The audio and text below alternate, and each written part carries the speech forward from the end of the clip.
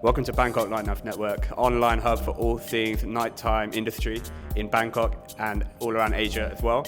Today we're joined by Rory. Welcome, Rory. How you doing, guys? And I know you're a long-time resident of Bangkok. Just maybe introduce yourself a little bit and what brought you here to Bangkok in Thailand. I've lived in Bangkok for going on 12 years. I've kind of followed a girl here, but it was also like this kind of turning point in my life where I kind of reached this point with corporate career stuff, acquired all the material things that I thought were like important in life and gonna make you happy and all that. And woke up one morning and like kind of went through all the ways that I could not go to work that day. Hit me like a wall, like shit, I don't want to be doing this. Worked so hard to get here and I've got all these things that like I thought were important. I actually don't care about any of it. Like I'm miserable and I don't want to be doing this, and I had no idea what I wanted to do. So the girl was here already. We'd been together for a bit. She was just kind of like, quit your job and move here. Let's start a new life together. So I tried doing that.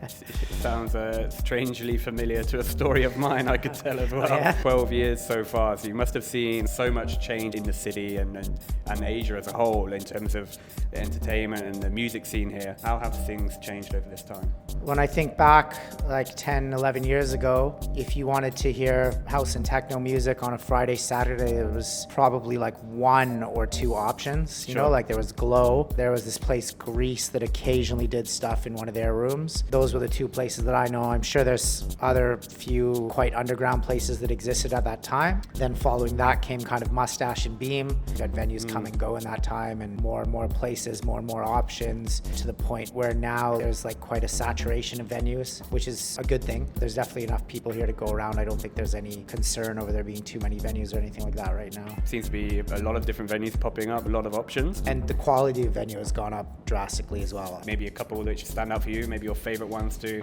go and two-step at? Beam Cube probably has the best dance floor in the whole city right now. Sound system is just on point. Lighting is fantastic. I really like the club room at Siwalai Radical Club as well. I think it's really nice design, nice sound, really intimate and really immersive. You've got Baccarat, which is just packed every weekend and weeknight. Really good crowd going there. And Rover is doing its thing as well. The little back room there is super cozy. Main room is quite a good design. They've got quality void system in there and good community growing there. Yeah, I mean, and then you've got all the other little spots popping up that have DJs and doing music as well and things like that. Nice.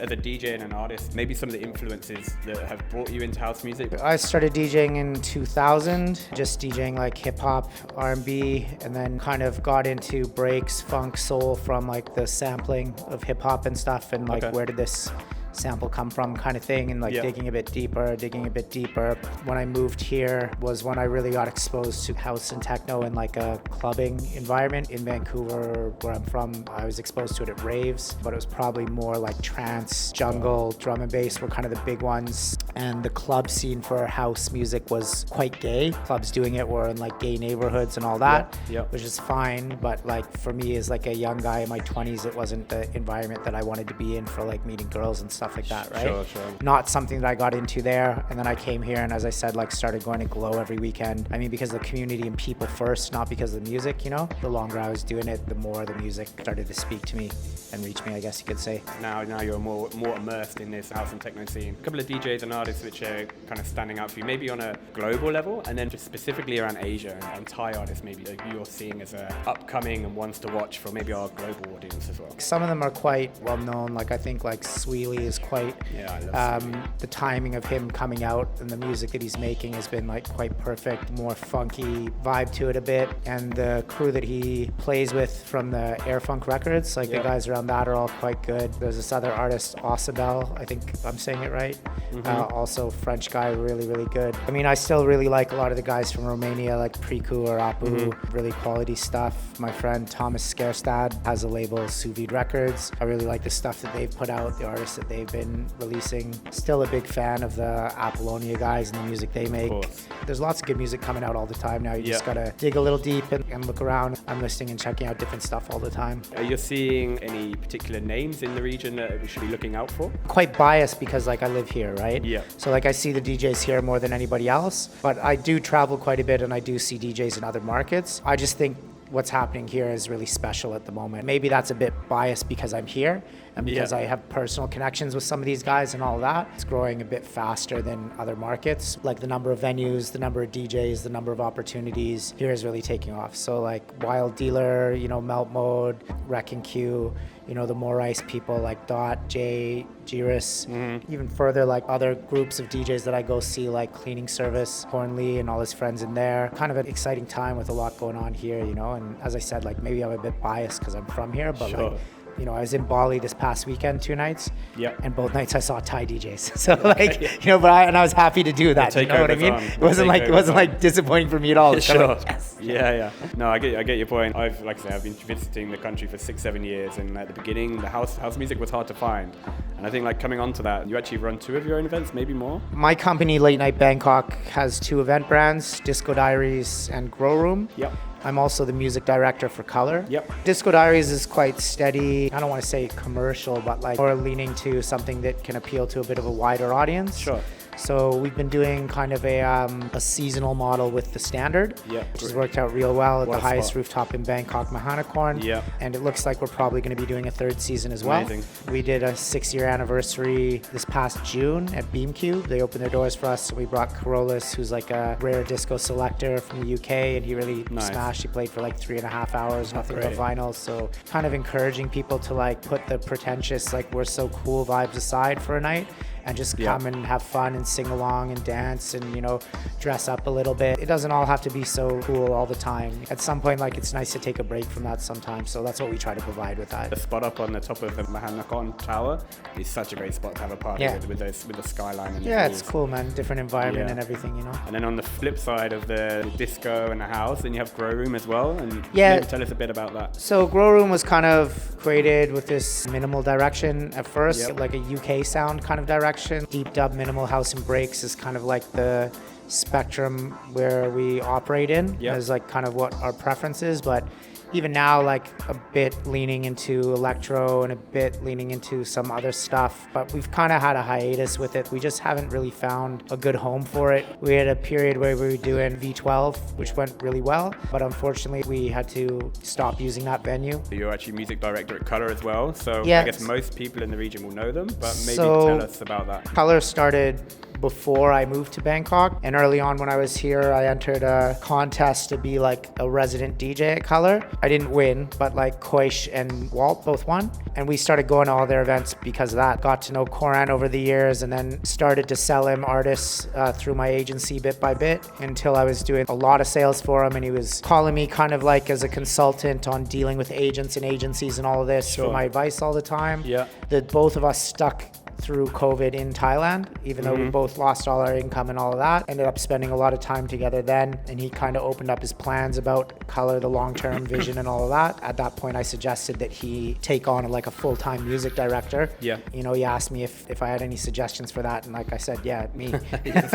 And it's job done. Yeah, it's worked out really well. The agency and the festival kind of feed each other. I get access to artists through buying them for the festival that I can then sell around the region through the agency, and vice versa. Like I can give him artists quickly that I have available through the agency that that trust me and say, look, take this show and we'll build around it, all this sort of stuff. So it's been a good partnership. On the way here, you were telling us about the Hua Hin event, and you said it was a great success. 2,500 people through the door. I don't want to guesstimate on the number of attendees, but both years it was quite packed. Really good sets from everybody that played. Dijai, who's like the music director at the Standard Hua Hin, and both years she's played, she's been awesome. We had Wild Dealer, who actually was positioned in like an international set time, brought tons of fans down with him as well to see him early on, you know. Really a good moment for me because, you know, I'd like to try and put more Thai DJs in those set times as we grow and as we have more events, you know, our audience grows and, you know, more opportunity for people I'd like to help create. Kind of becoming a recurring theme on these videos, a lot of like praise and appreciation for Wild Dealer. He's earned it all, you know what I mean? Like it's like he's really one of the most humble guys I've met. Wish him all the success that he can have, you know, like he's a fantastic DJ. it, becoming a really good producer. He's been at it for years, earned the stripes, as you can say. Opportunities and gigs that he played out this year were like a much higher level than the year before, and next year it'll be even better for him, you know what I mean? The respect from his international peers, pieces are all there, man, and Junior, his manager, is doing a fantastic job positioning him and helping him get the right gigs. Yep. And I think that that's going to help open the doors for a lot of other Thai artists behind him, you know what I mean? Yeah. And then I guess that maybe the last one of your business interests as well, you mentioned the agency. So, I guess it's probably the biggest one in there as well. Getting to it last, but like, if we're going to be honest, like the agency is the only thing that I really get paid from. The events business, Disco Diaries, Grow Room, this is kind of like a labor of love, you know what I mean? We have a company that helps do these things, but we don't take like salary out. Money just goes back into the company, invested back in the brands. We have staff, full-time staff that work for us and stuff like this, so it funds all that. Been working as an agent in Asia for 9 or 10 years. I can't remember exactly which year it started, but I want to say 10. And I started with an agency 6'6" for about 2.5 years, who are based in Bangkok. I left them. There was an opportunity with Supermodified, which I took, and I've been there ever since. Last year, we opened a sub agency called Submodified, which is like exclusively dedicated to selling house and techno artists in the region. So the market for that out of COVID drastically grew. And I guess that the growth in the region kind of comes hand in hand with the agency growing as well, and say needing to separate. I don't want to try and say that like, you know, like the agency has helped grow the growth of these genres in the region, so to speak, you know, but we definitely help facilitate promoters and venues getting these artists. Just as much as these venues grow and they can book bigger stuff, it helps me too, right? I can then get bigger fees for bigger artists, and it's just kind of like this ongoing circle, right? I think this week's super exciting link up for you guys as well. Maybe you want to introduce that with the Bullet Agency? This is relatively new news. Submodified, my agency, is now representing Bullet's worldwide roster across Asia. Yeah, I mean, my boss, Rob, and the owner of Bullet, Ryan, go way, way back. I mean, these guys have been in the industry for 20 plus years each, you know, and seeing each other at conferences and events and working together and all this over the years. So the relationship is really close. Bullet has gone through some changes in the last couple of years. Met at 80 last year and kind of tabled the idea of having a strategic partnership. They don't need to spend their resources on selling to Asia. They do it via us. And we handle their roster exclusively. And, you know, they went back and discussed it with all the artists on the roster. Everybody kind of agreed to this. And so it was a pretty exciting announcement to share. Like, you know, we bring our regional experience and expertise combined with like their global reputation and esteemed roster, and it's exciting. We're looking forward to bringing their artists out and putting on the best shows we can for their fans in the region. For sure, they're definitely like one of the most recognizable agency names globally. Yeah, it's been around a long time. So access to a lot of high-profile names. Yeah, for sure. Exciting stuff. The music industry is a pretty challenging place, right? It can be a hard place to, like I say, to make money, to keep things moving. I'm sure there's been some pretty challenging obstacles over the way as well. What has been for you maybe the one toughest situation you found, and how it impacted you, how you had to overcome it? I mean, I think a lot of people would say the same thing across all industries, but definitely COVID-19 pandemic was devastating, you know what I mean? Like before the pandemic, things were going real well. It was probably the high point of my life as far as the agency world was concerned. Business was going super good. And then it was like a full stop, e-brake, U-turn, crash out like off the rails, you know what I mean? The hard part for me was seeing other people get back to work and my industry still being closed. I don't want to say that it was harder for me than anybody else, right? But it was a very difficult time, and I went through some really dark periods, and I questioned whether this was still the right thing for me to do. Should I go do something else? Should I give up? I had some close friends, like Koran specifically from Color, really spoke to me, you know, and said, like, you gotta stay, you gotta just ride this through. Think of all the people that are leaving and giving up. Like, when it ends, we're gonna be at the front of this, exponentially grow our businesses, and we just have to spend this time planning and working and getting ready for this, because it's gonna come. And man, he was right. Definitely the right thing to do. So this also was a period where I went through a lot of personal change as well. Like, I had to review some of my habits and lifestyles that hadn't seemed like a problem pre-COVID, but then when it came and, you know, the money was all gone and all of this, it was kind of like maybe some of these habits also created this problem, right? When you stop doing certain things and you look back, some of the things I've been doing in the past I didn't want to be doing anymore.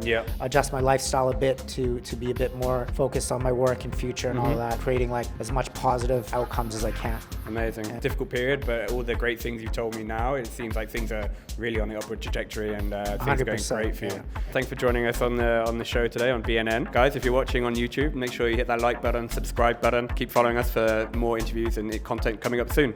See ya. Bye bye.